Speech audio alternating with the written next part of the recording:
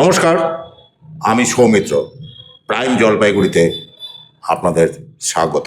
হ্যাঁ, আজ রাঙাপানি স্টেশন সংলগ্ন এলাকায় এক রেল দুর্ঘটনায় প্রাণ হারালেন অরুণ মিশ্র বলে একজন আইনজীবী, যার বয়স ছিল 55 বছর এবং তিনি শিলিগুড়ির মিলনপল্লী এলাকার বাসিন্দা ছিলেন এবং দীর্ঘদিন ধরে তিনি কিন্তু শিলিগুড়ি আদালতে প্র্যাকটিস করতেন।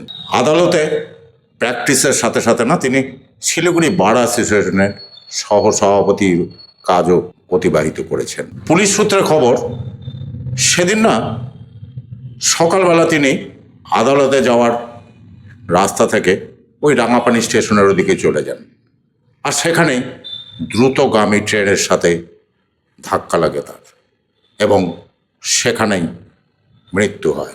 ঘটনার খবর পাওয়ার পরেই ফাঁসি দেওয়া পুলিশ এবং রেল পুলিশ ঘটনাস্থলে পৌঁছায় এবং মৃতদেহ উত্তরবঙ্গ মেডিকেল কলেজে ময়না তদন্তের জন্য পাঠানো। আর এই খবর পাওয়া মাত্রই কিন্তু ওখানে পৌঁছে যান বিভিন্ন আইনজীবী মহলের বিশিষ্ট আইনজীবীরাও।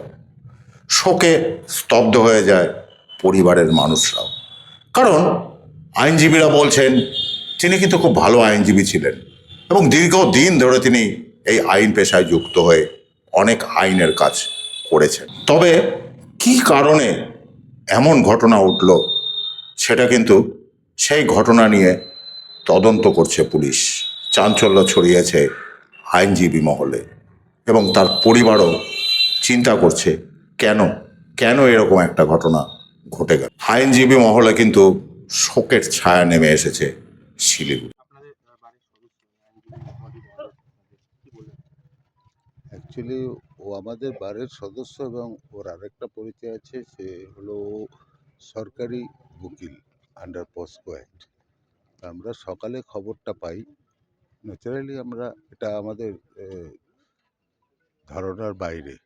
আমরা খবরটা পেয়ে আমরা স্পটে এসে পুলিশও এসে এখন আমরা তো জানি না যে কারণটা কি, কিন্তু অ্যাপারেন্টলি উনি সুসাইড করবেন এরকম কোনো তথ্য আমাদের কাছে নেই। কারণ আমি স্পেশালি ওনার সাথে 24 ঘন্টায় থাকি বলতে গেলে, আমার খুব বুঝু ফ্রেন্ড। আমরা ওনার দেহটা দেখে যা মনে হচ্ছে যে এটা ট্রেনের থেকে হয়েছে মৃত্যুটা, কিন্তু কারণটা কি, যে উনি সুসাইড করেছেন না অন্য আদারওয়াইজ কোনো কারণ, সেটা ইনভেস্টিগেশন পর্যায়ে আছে, ওনারা দেখছেন।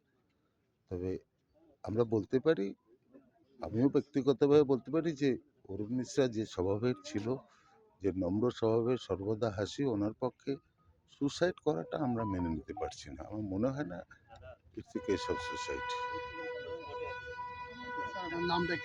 আমার নাম উদয় শঙ্কর মারাদা। না, ফ্যামিলি প্রবলেম ওনার, আমরা ফ্যামিলি ফ্রেন্ড। ওনার ফ্যামিলি ফ্রেন্ড বলতে ওনার এক ছেলে এক মেয়ে, ছেলে উকিল এবং মেয়েও ফাইনাল ইয়ার লতে, এবং ওর বাড়িতে কোনো প্রবলেম ছিল বলে আমাদের কাছে কোনোদিন শেয়ারও করেনি এবং আমরা জানিও না। তবে মনে হয় ওনার ফ্যামিলিগত কোনো প্রবলেম ছিল না। না, গতকালও উনি কোর্টে এসছেন। আমরা 5টা অবধি কোর্টে একসাথে সবাই আড্ডা মেরেছি, যেরকম বন্ধু বান্ধবরা থাকি সেরকম করেছি। কোনো ডিপ্রেশন ওনার মধ্যে আছে আমরা অন্তত বুঝতে পারিনি, বা ওনার বিহেভিয়ারে তো সেটা প্রকাশ পায়নি। সুতরাং ওই জন্য আমরা খুব ধন্দে আছি যে উনি কি সুসাইড করতে পারেন না তো।